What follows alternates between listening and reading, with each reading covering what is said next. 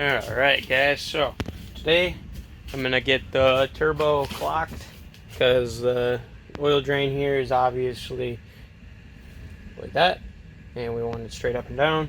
So I'm gonna get the turbo clocked, and then what I'm probably gonna do is put some penetrant on here. I already did it once, we'll do it again, and then I'm going to make up start the oil feed line.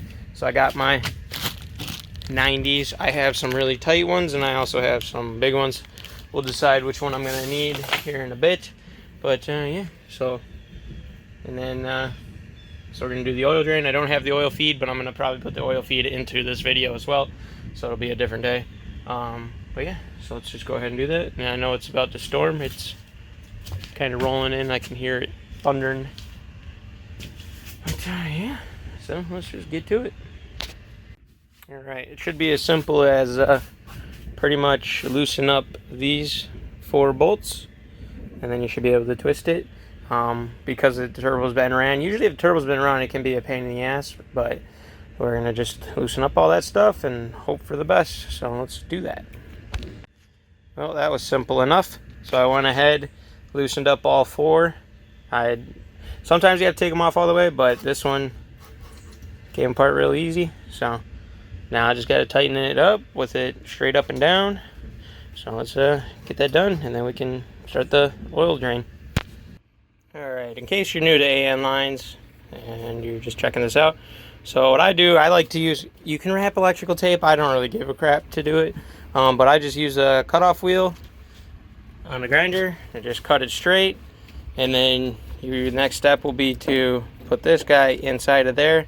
I like to use a flathead screwdriver to get all the frays and all that stuff in there. Just tuck them down in there, and then you're going to want to press it up in there. I'll show you. Let me get it to that far, and I'll show you what I'm talking about. Alright, so I got it pressed in there. I like to get it, there's like a little lip inside there. You kind of get it up pretty past that, because then that guy will fit into it. I guess if that makes any sort of sense to y'all. So yeah. And now all you do is you just put this guy in and then you start tightening. So I'll show you that. Alright, so get it in there. And then you should be able to tighten this down for a reasonable amount, because it should be hung up on the thing.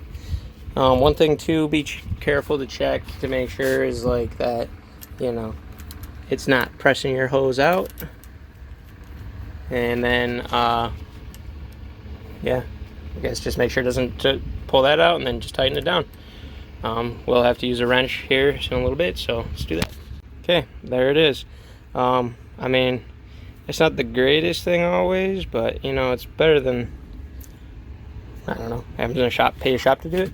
And then how I test to make sure, because you really don't want this shit popping off. I mean, this is a drain, so this isn't a big deal. There's no pressure in it, but you know, you still don't want the shit popping off, because that would be no good, because you're not going to notice until it's too late. So what I do is I pretty much grab this end, then grab this end, and I like put it behind my back and just pull as hard as I can.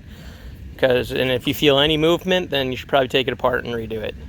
So, but yeah, so there's that. So let's go put it on. Alright, so there's my drain. Goes down to there, and into like a 2 little 90 things there. So it's not the most ideal, but it should do. It's all at a slope, so it should work. Worst case scenario, it doesn't. We'll blow a turbo, whatever. But yeah, so oil drain's done. Now we just gotta wait until we can get our hands on the oil feed. So that's all I've got for right now. Alright, chopped up my old downpipe, and it's just gonna dump it right there. Should be good. I might do like a little, make it spit straight back or something. We'll see. I'm not too worried about it at this point. It's just to be temporary until winter, because basically the plan is just get this thing on the road as soon as possible, so that way I can enjoy some of summer, since I missed out on a good month of it so far, and probably another month. So, but yeah, so I got that done. Yeah, I know in one of the near future videos we'll be taking off all the exhaust, wrapping it, getting new studs for the headers, and we'll be bolting all that stuff on for reels. Yeah, I still need to make a mount for this. This guy's pretty sturdy, but we want it to be real sturdy, especially once you get heat in there and shit. It'll kind of warp it and sag and stuff like that. We don't want any of that. So, but yeah, so there's that.